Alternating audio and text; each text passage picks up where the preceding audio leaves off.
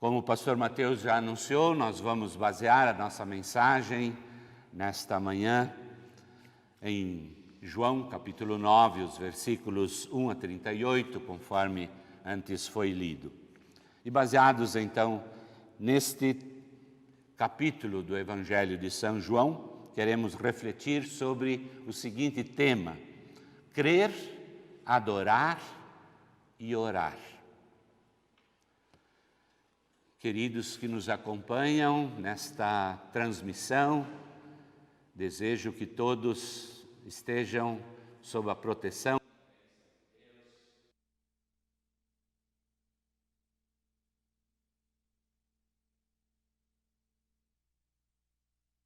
e verdade, que é Jesus, que Ele nos conduza nesta meditação e também nos conduza protegidos no dia a dia da vida. Por que as pessoas sofrem? É a pergunta universal que reaparece diante de qualquer catástrofe ou desgraça que ocorre perto ou distante. E no momento, o planeta Terra lamenta, sofre, pesquisa e questiona por que a pandemia do novo coronavírus. Os fatalistas talvez respondam assim: aqui se faz, aqui se paga.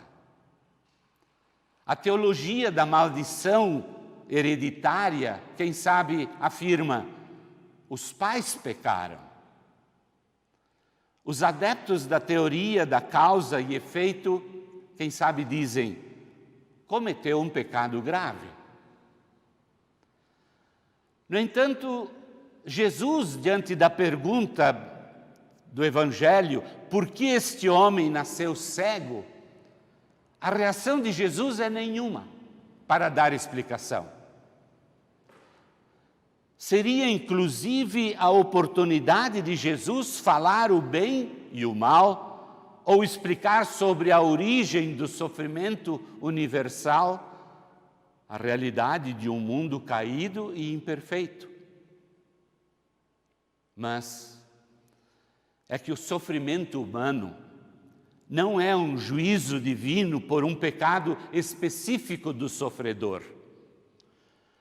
Os recentes deslizamentos de terra lá nos morros de Guarujá, em São Paulo, por exemplo, não podem ser explicados como juízo divino sobre os habitantes daquela ilha.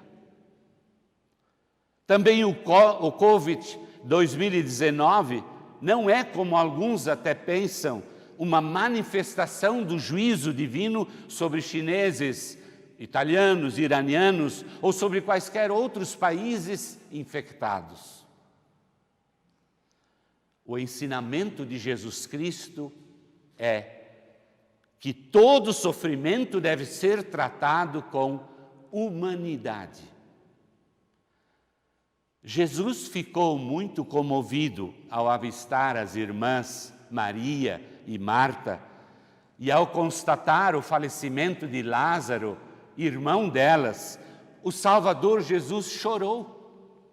Chorou pela morte deste seu grande amigo. O que o Senhor Jesus ensina é que nesta hora de dor e de sofrimentos não se fazem perguntas e nem questionamentos, mas se socorre. Vejamos então o que mais nós podemos aprender sobre isto através do Evangelho de hoje. Jesus e o cego no tanque de Siloé. Esta história é uma das histórias mais bonitas da Bíblia. Refere-se a um homem simples, a quem Jesus dá a luz aos seus olhos. Nasceu cego, cresceu cego e analfabeto, E daí que esta pessoa não tinha utilidade nenhuma para a sociedade judaica. Porque tanto os nascidos cegos como outros que padeciam de qualquer imperfeição eram logo apontados como sendo castigados pelos pecados. Associar um defeito físico ao pecado era uma das maneiras de os sacerdotes da antiga aliança manter o seu poder sobre o povo. E assim, para os saduceus e os fariseus, uma enfermidade ou um defeito físico eram sinais da maldição de Deus sobre aquela pessoa. E já que esta pessoa estava sendo castigada por Deus, por que razão eles deveriam ajudar? É uma mentalidade totalmente deteriorada. Mentalidade esta que deveria ser combatida.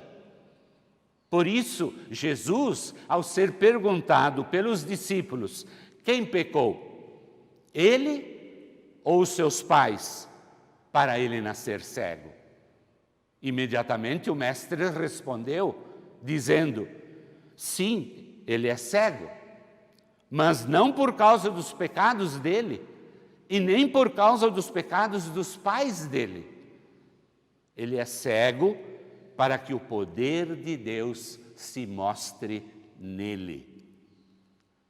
Para que o poder de Deus se manifeste nele. É interessante. Aquilo que naquela época era sinal da ausência de Deus, para Jesus vai ser sinal da sua presença luminosa no meio deles e no meio de todas as gerações futuras.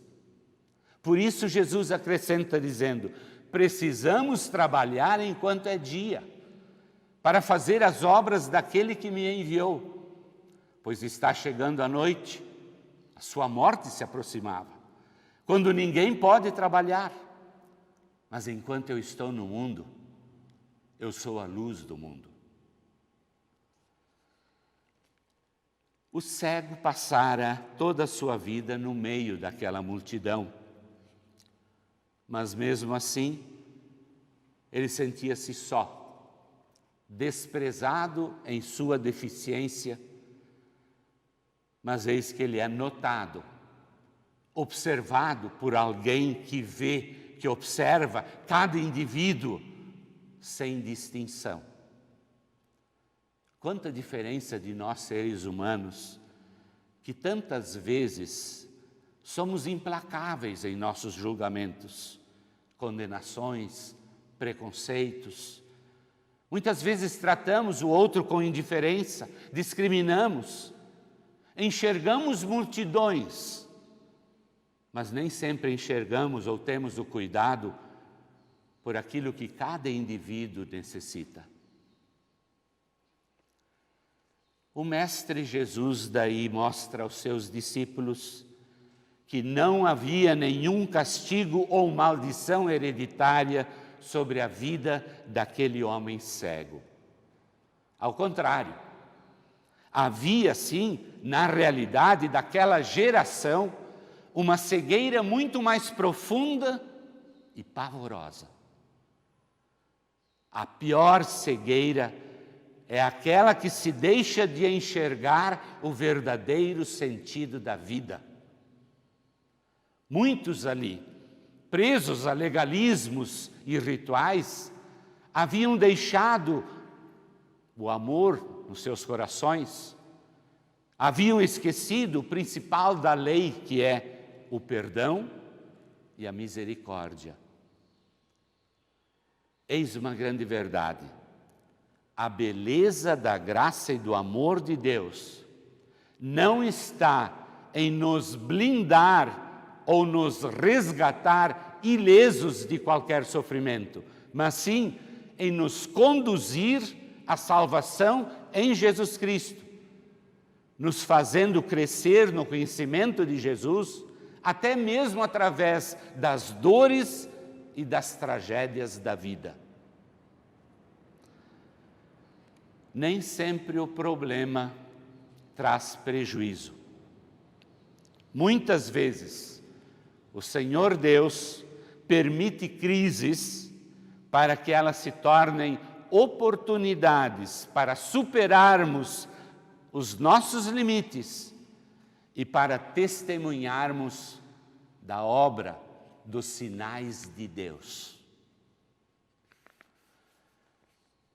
Diante daquela realidade, Jesus então realiza a obra que ele tinha que fazer ali. Cuspiu na terra, fez lama com saliva, aplicou sobre os olhos do cego e disse: vá lavar o rosto no tanque de Siloé. O homem obedeceu e ficou curado. É o sinal. João comenta no Evangelho que Siloé significa o enviado.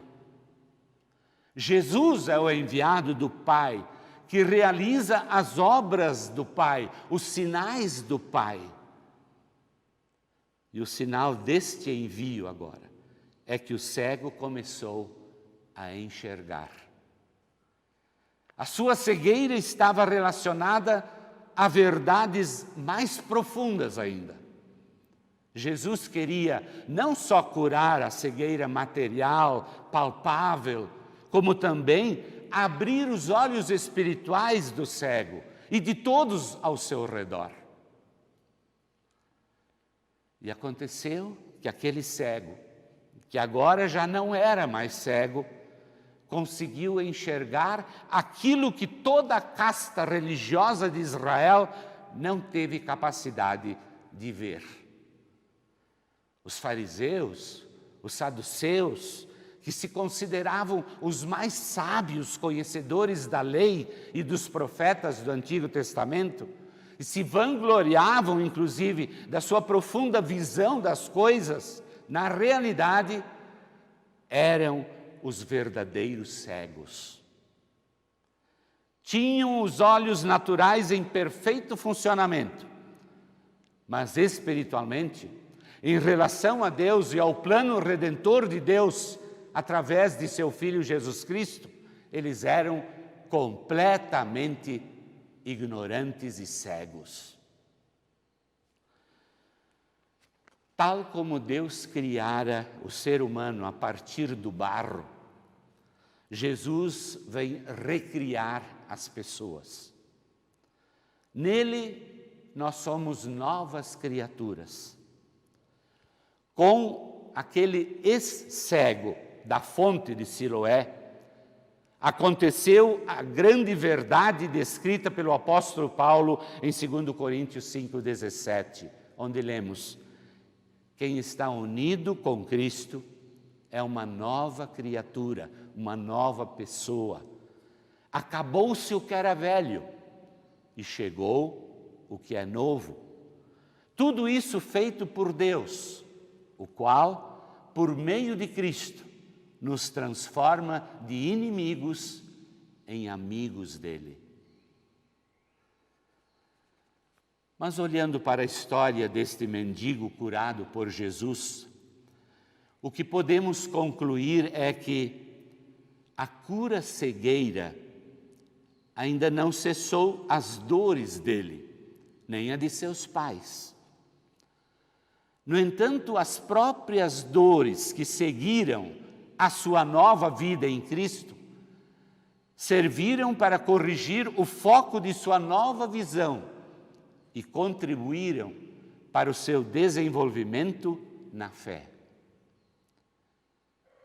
É que Deus sempre tem um propósito sábio, soberano e amoroso para exaltar a glória da graça de Cristo em tudo aquilo que acontece com os seus amigos. Não compactuando com os planos dos fariseus, mas professando firmemente a sua fé, o ex-cego é expulso da sinagoga e por pouco não é preso. Teve de enfrentar as autoridades da época por causa da sua fé. E ele logo começou a perceber como é difícil a vida de um seguidor de Jesus. Mas o Salvador nunca abandona aqueles que nele creem. Jesus volta a encontrar-se com o cego e revigora a sua fé. O cego, agora curado corporal e espiritualmente, está pronto e forte para uma nova vida. Uma vida cheia de confiança, uma vida cheia de disposição para o testemunho. De uma coisa eu sei, eu era cego, agora eu vejo, eu creio, Senhor. E se ajoelhou diante de Jesus.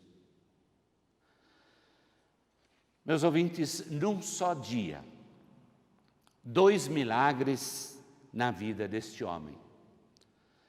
Que manifestação gloriosa do imensurável amor da parte de Deus.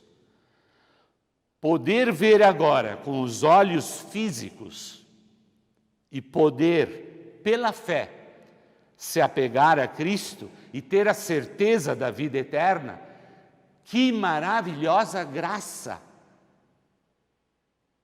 Que segurança em Jesus. E você, meu ouvinte, você também vê em Jesus a esperança e a certeza de sua vida feliz na vida eterna?